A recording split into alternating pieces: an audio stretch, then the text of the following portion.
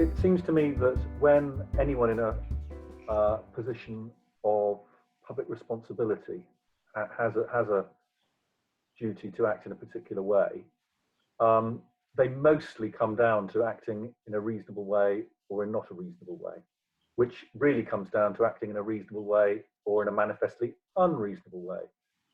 And that's the way things actually work. That's the way things actually get interpreted, if they ever get as far as, judicial interpretation, for example.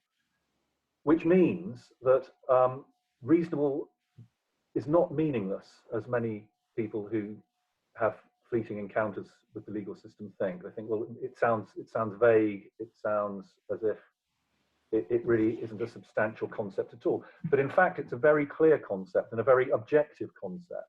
And what it's really saying is, if somebody is fixed with a responsibility for acting in a particular way, their responsibility is to act in a reasonable way. And that means demonstrating that they have acted with a proper rationale, they've considered the right things, and on balance, they've taken judgments in a coherent, sensible way. And in most instances where there isn't anything more prescriptive than that, that's the end of the responsibility. Or rather, more precisely, it's the fulfillment of a responsibility. It's a bit like saying, when you're fixed with a duty to apply yourself to something, you don't have to get it absolutely right. You have to act in a way that is within the reasonable parameters, because there probably aren't open and shut cases of getting it absolutely right. There probably are judgments to be made and possible different interpretations and possible different ways of going about things.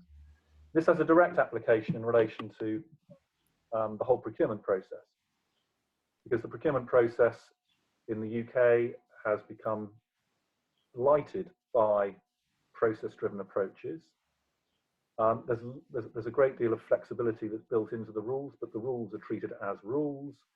That means they're treated as if they're prescriptive. That means they're treated as if there is little scope for interpretation, when in actual fact there's the normal scope for interpretation, which means that the great fear of challenge should be answered by the normal process of professional exercise, the normal process of professionally exercising responsibility, recognizing what the responsibility is, taking it seriously, being diligent about it, considering the possibilities, consulting in an appropriate way, particularly in relation to procurement, so consulting those that are the potential recipients of the service, consulting those who are the potential suppliers of the service, judging what the possibilities are, and going through a process of deciding what the best means of addressing the issues are, keeping a record of all of that along the way.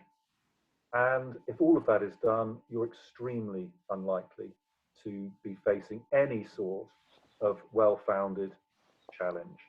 And that really is the answer to challenge in most instances of public procurement, subject to one thing, which is vexatious challenge, which is tactical challenge, where typically a well-resourced organisation will challenge as a matter of course if they lose putting pressure on the public authority, because they know public authorities are concerned about challenge.